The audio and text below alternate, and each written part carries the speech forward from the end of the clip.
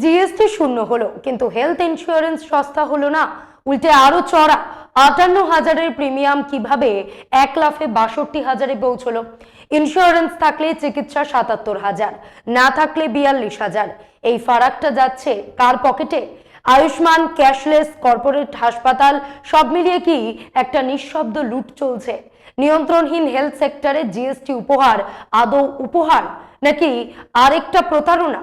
নিঃশব্দে মহালুটের বাজার। নমস্কার, আমি মধুরিমা ভৌমিক, আর দৈনিক সংবাদ অনলাইনে আপনারা দেখছেন সত্যি আসলে বেদনাদায়ক। আজকের ভিডিওতে আমরা দেশের হেলথ সেক্টর আর মেডিকেল ইন্স্যুরেন্স সেক্টরে চলতে থাকা ভয়ঙ্কর ঘাপলা ঘোটালা আর ব্যাপক অনিয়মের ছবি তুলে ধরব। এই সেক্টরগুলোর ওপর কার্যত কোনো নিয়ন্ত্রক সংস্থারই তেমন প্রভাব নেই। উল্টে এই সরকারের আমলে বারবার অভিযোগ উঠেছে ইন্ডাস্ট্রি, কর্পোরেট, বেসরকারি সংস্থার উপর কোনো বাস্তব নিয়ন্ত্রণ বা লাগাম নেই। কয়েকদিন আগেই আপনারা দেখেছেন কিভাবে একটি বিমান সংস্থা ইন্ডিগো পুরো দেশকে কার্যত বন্দি করে ফেলেছিল। চাকা থেমে গিয়েছিল, মানুষ এয়ারপোর্টে, বাস স্ট্যান্ডের থেকেও খারাপ অবস্থায় আটকে ছিল। সরকারের নতুন নিয়ম কানুনকে তোয়াক্কা না করে ওই বিমান সংস্থা নিজের শর্তেই সমস্ত রিল্যাক্সেশন আদায় করে নিয়েছে। লোক দেখানো পদক্ষেপ হিসেবে সরকারি সূত্র উদ্ধৃত করে খবর ভাসিয়ে দেওয়া হয়েছে যে 3টি এয়ারলাইন্সকে নাকি সবুজ সংকেত দেওয়া হয়েছে।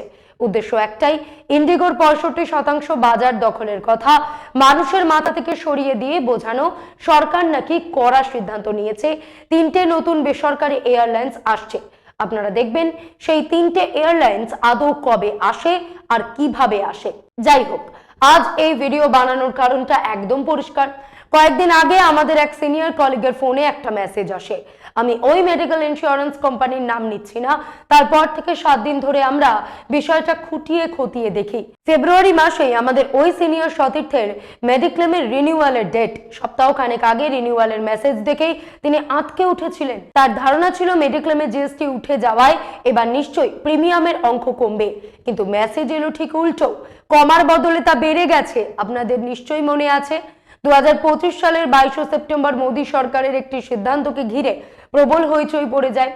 এতটাই যে বিজেপি কর্মীদের স্পষ্ট নির্দেশ দেওয়া হয়েছিল বেশি বেশি মানুষের কাছে গিয়ে এটা বলতে যে জিএসটির উপহার পেয়েছেন, মোদী সরকারকে আরেকবার ধন্যবাদ দিন। গত বছর 22 সেপ্টেম্বর মোদী সরকার তথাকথিত যুগান্তকারী সিদ্ধান্ত নেয়। দীর্ঘদিন ধরে যে দাবি উঠছিল তার প্রেক্ষিতে জিএসটির একাধিক স্ল্যাব 5, 12, 18, 28 এবং 40% ছেটে আনা হয়। শেষমেশ জানানো হলো 3টে স্ল্যাব রাখা হচ্ছে 5, 18 এবং 40%। একে বিপ্লবী সংস্কার বলে ঢাক পেটানো হলো। বলা হলো এতে সাধারণ মানুষের বিরাট স্বস্তি মিলবে। স্বস্তি যে মেলেনি তা নয়, স্বস্তি মিলেছে, এতে কোনো দ্বিমত নেই। কিন্তু আমি আজ কথা বলছি হেলথ সেক্টর আর হেলথ ইন্স্যুরেন্স নিয়ে। আমাদের মতন সাধারণ গ্রাহকও স্বাস্থ্য বিমায় আর জিএসটি দিতে হবে না শুনে বিরাট খুশি হয়েছিলাম। শুধু আমি নই, দেশ জুড়ে কোটি কোটি মানুষ যারা হেলথ ইন্স্যুরেন্স করান তারাও নিশ্চয়ই খুশি হয়েছিলেন। আজকের দিনে চিকিৎসার খরচ আকাশ ছোঁয়া, সরকার তো কার্যত পাশে দাঁড়ায় না।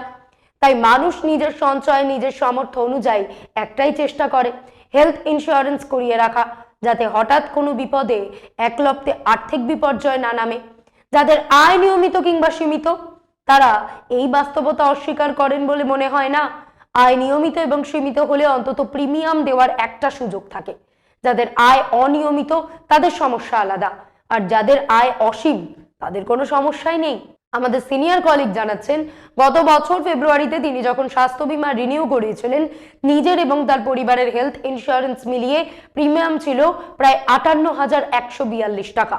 তার মধ্যে প্রায় 9,000 টাকাই ছিল জিএসটি, মানে 58,000 টাকার মধ্যে 9,000 টাকার জিএসটি। গত বছর 22 সেপ্টেম্বরের আগে মেডিকেল ইন্স্যুরেন্সে 18% জিএসটি ছিল, সেটাই সরকার সরাসরি শূন্য করে দিয়েছে। স্বাভাবিকভাবেই তিনি ধরে নিয়েছিলেন এবার রিনিউয়ালের সময় নিশ্চয়ই কয়েক হাজার টাকা কমবেই, কারণ 9,000 টাকার ওই জিএসটি লাগবে না।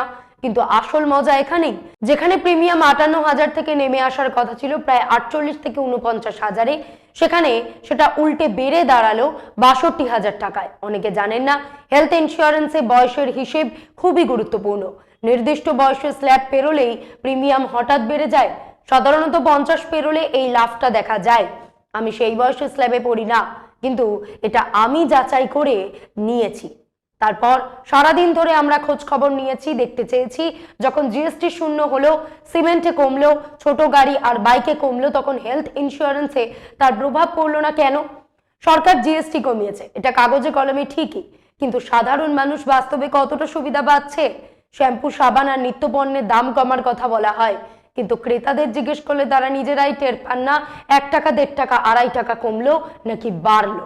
বাস্তবে তার কোনো বড় প্রভাবও পড়ে না। তদন্ত করে যা জানা গেল তা আরো ভয়ঙ্কর। আমাদের যে মেডিকেল হেলথ ইন্স্যুরেন্স এজেন্ট, আমি কোম্পানির নাম নিচ্ছি না, ব্যক্তিগত অভিজ্ঞতা টেনে কোনো একটি মাত্র কোম্পানিকে নিশানা করাকে আমরা পছন্দ করি না। আমরা কথা বলি সিস্টেম নিয়ে। ওই এজেন্ট জানান, স্বাস্থ্য বিমায় জিএসটি শূন্য হওয়ার পর হেলথ ইন্স্যুরেন্স কোম্পানিগুলো তাদের যেসব কম বিক্রি হওয়া পলিসি ছিল সেগুলো কিছুটা সস্তা করেছে, কিন্তু যেগুলো গ্রাহকদের মধ্যে জনপ্রিয় সেগুলো বর্তমান গ্রাহকদের জন্য ভালো, সেগুলোর দাম উল্টে বাড়িয়ে দিয়েছে। এখন বলুন, এর কোনো উত্তর আছে? কোনো নিয়ন্ত্রণ আছে? কেউ কি কোনো প্রশ্ন করেছে? মূলধারার টেলিভিশন চ্যানেলে এই নিয়ে কোনো প্রশ্ন উঠতে দেখেছেন? দেখার কেউ নেই। ইন্স্যুরেন্স কোম্পানিগুলোর ওপর কোনো রকম নিয়ন্ত্রণই নেই। এটা কোনো নির্দিষ্ট গ্রাহকের সমস্যা নয়। আমরা সারাদিন আমাদের পরিচিত বহু প্রৌঢ় মানুষের সঙ্গে কথা বলেছি যাদের স্বাস্থ্য বীমা রয়েছে, তারা আমাদের বলেছেন জিএসটি কমার কোনো প্রতিফলন পড়েনি রিনিউয়ালে, উল্টে প্রিমিয়াম বাড়ছে। 2-1 জন বলেছেন তাদের প্রিমিয়াম সামান্য কমেছে, কিন্তু বেশিরভাগের অভিজ্ঞতা একটাই, কোনো পার্থক্য নেই, বরং বাড়ছে। আমি অর্থনীতিবিদ নই, অর্থশাস্ত্রের মারপ্যাচ জানি না। একজন সাধারণ গ্রাহক, সাধারণ ভোক্তা হিসেবে শুধু এটুকু জানি, আমার আর আমার পরিবারের হেলথ ইন্স্যুরেন্সের প্যাকেজ ফেব্রুয়ারির 1ম থেকে 2য় সপ্তাহে রিনিউ করতে হয়। তাই মানসিকভাবে আমি 2 থেকে 3 মাস আগেই প্রস্তুত থাকি, কারণ এটা প্রয়োজনীয়। আমাদের ওই কলিগের গত বছর প্রিমিয়াম 58,000 টাকা পড়ে। 22শে সেপ্টেম্বর যখন ঘোষণা হলো, খবরের কাগজে বড় করে ছাপা হলো, তখন তিনি আমাদের বলেছিলেন সরকার একটা ভালো সিদ্ধান্ত নিল, হেলথ বা মেডিকেল ইন্স্যুরেন্সে জিএসটি নেওয়ারই বা দরকার কি? দেরিতে হলেও ঠিক সিদ্ধান্ত। কিন্তু বাস্তবে কি হলো? 45,000-এ নামার বদলে প্রিমিয়াম উল্টে বেড়ে গেল। এখন তো মনে হচ্ছে জিএসটি থাকলেই বোধহয় এতটা বাড়তো না। এবার নিজের অভিজ্ঞতার একটা কথা বলি। গত মাসের ঘটনা, আমাদের এক আত্মীয়র দুর্ঘটনায় হাত ভেঙে গেল। আমরা তাকে একটা বড় নামী হাসপাতালে নিয়ে যাই। আমিও যাই হাসপাতালে। হাসপাতালে ঢুকেই প্রথম প্রশ্ন, কার্ড আছে? হেলথ ইন্স্যুরেন্স আছে? হাসপাতালের রিসেপশন ডেস্ক জানিয়ে দিল ইন্স্যুরেন্স না থাকলে খরচ পড়বে 42 থেকে 48,000 টাকা, আর হেলথ ইন্স্যুরেন্স থাকলে তো কোনো কথাই নেই, জিরো ক্যাশলেস। কিন্তু বাস্তবে কি হলো? মন দিয়ে শুনুন। যে চিকিৎসার জন্য বলা হয়েছিল ইন্স্যুরেন্স না থাকলে খরচ 42,000, সেই একই চিকিৎসা 2 দিনে হলো। একদিন ভর্তি, পরের দিন ডিসচার্জ। হাতে চোট লেগেছিল, শেষ পর্যন্ত বিল ধরানো হলো 77,000 টাকা। তার মধ্যে রোগীকে নিজের পকেট থেকে দিতে হলো প্রায় 17 থেকে 18,000 টাকা। আমাদের মাথায় ঢোকে না যে চিকিৎসা বীমা থাকলে 77,000-এ হচ্ছে, সেই একই চিকিৎসা একই হাসপাতালে নগদ দিলে কিভাবে 42,000-এ হয়? এই 35,000 কে কাকে দিচ্ছে? হাসপাতালকে কি ইন্স্যুরেন্স কোম্পানি দিচ্ছে? না, কেউ কাউকে দিচ্ছে না। এই টাকাটা আসছে আমাদের পকেট থেকে। আপনার আমার পুরো একটা র্যাকেট চলছে, এর ওপর কোনো নিয়ন্ত্রণ নেই। এইসব 5 তারা হাসপাতাল হেলথ ইন্স্যুরেন্স কার্ডের জোরেই চলছে। আর আয়ুষ্মান প্রকল্প, এত প্রশংসিত, বহুল প্রচারিত, মানুষকে স্বস্তি দেওয়ার কথা বলা হয় যে প্রকল্পে, তার বাস্তবতাও বলি। আমার এক তুতো দাদা এক হাসপাতালে ভর্তি ছিল। আমি তাকে দেখতে যাই, চিকিৎসা চলছিল। আর হাসপাতালের স্টাফ কি বলছে জানেন? ওরা আয়ুষ্মানওয়ালা ওদিকে। কথাটা বুঝলাম না, উনি রিপিট করলেন। আমার মনে হলো আয়ুষ্মানওয়ালা কোনো রোগীর পরিচয় নয়, যেন আলাদা একটা শ্রেণী। ঠিক যেমন এক সময় সমাজে কিছু অসুখ বা কিছু মানুষকে আলাদা করে দেখানো হতো, ঠিক যেন সেভাবেই হাসপাতালের স্টাফ বললেন ওরা ওদিকে, আয়ুষ্মানওয়ালারা ওদিকে। আমি হাসপাতালের স্টাফ আর 2-1 জনকে জিজ্ঞেস করলাম, আয়ুষ্মান কার্ডধারীদের সঙ্গে এমন আচরণ কেন? তারা বলল, ম্যাডাম, ওদের চিকিৎসাও নিয়ম মতন হয়। একটু গভীরে ঢুকে বুঝলাম সেই ছবিটা আরো ভয়ঙ্কর। আয়ুষ্মান কার্ডধারীদের জন্য হাসপাতালগুলোতে দালাল সেট করা রয়েছে। কার শরীর খারাপ হয়েছে, কোন দালাল তাকে কোন হাসপাতালে নিয়ে যাবে, সব ঠিক করা। হাসপাতাল সেই দালালকে কমিশন দেয় আয়ুষ্মান রোগী ধরে আনার জন্য। কোনো চেক নেই, কোনো ব্যালেন্স নেই, হেলথ সেক্টরে কার্যত কোনো নজরদারি নেই। এই 5 তারা হাসপাতালগুলো শুধু এই সিস্টেমের জোরেই চলছে। আয়ুষ্মানের নামে কে ভর্তি হচ্ছে? রোগ এক, চিকিৎসা আরেক, বিল আরেক, সবকিছু আলাদা। আয়ুষ্মানের কাগজে যা দেখানো হচ্ছে বাস্তবের সঙ্গে তার মিল নেই। সরকার শুধু প্রকল্প ঘোষণা করলেই দায় শেষ হয়ে যায় না, চেক অ্যান্ড ব্যালেন্স দরকার। আবার বলছি, ওই 35,000 টাকা কে নিচ্ছে? আমরা আপনারা তো হিসেব কষে খুশি, ভাবছি ভালোই হলো 42 থেকে 45,000 নিজের পকেট থেকে গেল না। হেলথ ইন্স্যুরেন্স আছে, মাসে 4 থেকে 5,000 প্রিমিয়াম দিচ্ছি বলে মনে হচ্ছে, কিন্তু আসলে 42,000 টাকা বেঁচে গেল। 2 লাখের চিকিৎসা ফ্রি হয়ে গেল। 5 বছরে না হলে তো 1 থেকে 2 লাখ টাকা জমা দিতে হতো। এই ভেবেই আমরা সন্তুষ্ট হচ্ছি, কিন্তু সত্যিটা কি যে চিকিৎসার আসল খরচ 42,000, তার বিল বানানো হচ্ছে 77,000, অথচ কেউ প্রশ্নই করছে না এটা কিভাবে সম্ভব। Health sector, insurance sector, private company, কোথাও কোনো নিয়ন্ত্রণ নেই। জিএসটি কমার যে গল্প শোনানো হচ্ছে 28 থেকে 18, 12 থেকে 5, তার বাস্তব লাভ কিছু ক্ষেত্রে হয়তো হয়েছে। খোলা পণ্য, স্কুলের খাতা কলম বই, সেখানে 0%, কিন্তু মেডিক্লেমে সেখানে কোনো লাভ তো নেই, উল্টে খরচ বেড়ে গেল। এটা কেমন ভানুমতির খেলা তা জানতে আমরা যোগাযোগ করি এক নামী চার্টার্ড অ্যাকাউন্টেন্টের সঙ্গে। নাম জানাবো না, শর্তে তিনি আমাদের সঙ্গে কথা বলেন। আমাদের মূল প্রশ্ন ছিল জিএসটি 0, অথচ মেডিক্লেমের প্রিমিয়াম বাড়ছে, এটা কিভাবে সম্ভব? তিনি নিজের ভাষায় বুঝিয়ে দিলেন। বললেন, ধরুন কলকাতার এসপ্ল্যানেড বা সল্টলেকে সেক্টর 5-এ চকচকে একটা স্যালন রয়েছে। সেখানে মেয়েদের চুল কাটার কস্ট মিনিমাম 600 টাকা। আগে যদি 12% জিএসটি থাকতো তাহলে গ্রাহক দিত 672 টাকা। আর স্যালনের দোকান ভাড়া যদি হয় 1 লাখ টাকা, সেখানে ইনপুট ট্যাক্স ক্রেডিটের হিসেব শুরু হয়। তিনি বললেন, আগে স্যালন মালিক তার খরচ দেখিয়ে ইনপুট ট্যাক্স ক্রেডিট পেতেন, দোকান ভাড়ার উপর জিএসটি বাবদ যে ছাড় মিলতো সেটাও পকেটে আসতো। এখন কি করা হলো? বলা হলো চুল কাটার পর গ্রাহকের কাছ থেকে আর 72 টাকা জিএসটি নেওয়া যাবে না। বেশ ভালো কথা, গ্রাহক দেবে শুধু 600 টাকা। কিন্তু যেদিন আউটপুটে জিএসটি 0 করা হলো সেদিনই ইনপুট ট্যাক্স ক্রেডিটও 0 করে দেওয়া হলো। মানে দোকান ভাড়ায় যে সুবিধা মিলতো সেটা বন্ধ হলো। ফলে কি হলো? স্যালন মালিক 672 টাকার বদলে চুল কাটার দাম করে দিল 700 টাকা।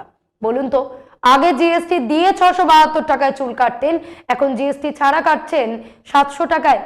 এটাই বাস্তব। শুনে মাথা ঘুরে গেল। সাধারণ মানুষ ভেবেছিল 9,000 টাকা জিএসটি বাঁচবে, আর এখানে উল্টে 4 থেকে 5,000 টাকা বাড়িয়ে দিচ্ছে। কোনো মানে হয়? আগে 58,000, এবার মেসেজ হলো 62,000, পরের বার 70,000 হবে। আমাদের হাতে কিছু নেই, আমরা খুশি হচ্ছি। জিএসটি উঠে গেছে আর ওরা দামে আগুন লাগাচ্ছে। আমাদের মেডিক্লেম এজেন্ট পরিষ্কার বলল, জিএসটি কমার পর জনপ্রিয় প্রোডাক্টগুলোর দাম সব কোম্পানি বাড়িয়েছে, কারণ ইনপুট ট্যাক্স ক্রেডিট আর মিলছে না। কোন খাতে কি সুবিধা পেত সব বন্ধ। আমরা এখানেই থামিনি। প্রথমে মেডিক্লেম এজেন্ট, তারপর ওই সিএর সঙ্গে কথা বলার পর আমরা কথা বলি একজন জিএসটি অফিসারের সঙ্গে। তাকেও সরল প্রশ্নটা করি, হেলথ ইন্স্যুরেন্সে জিএসটি 0% হয়েছে।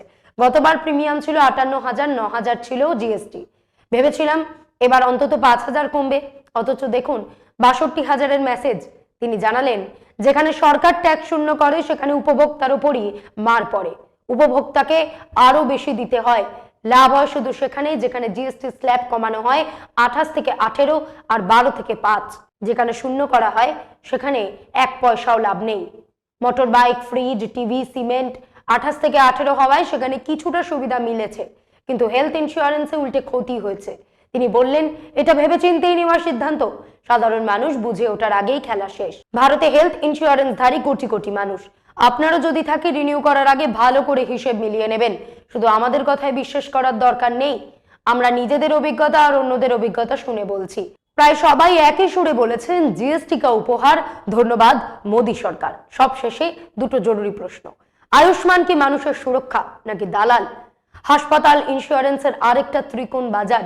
দ্বিতীয় প্রশ্ন, হেলথ সেক্টর কি আর সেবা নয়, এক নিয়ন্ত্রণহীন মুনাফার যন্ত্রে পরিণত হয়ে গেছে?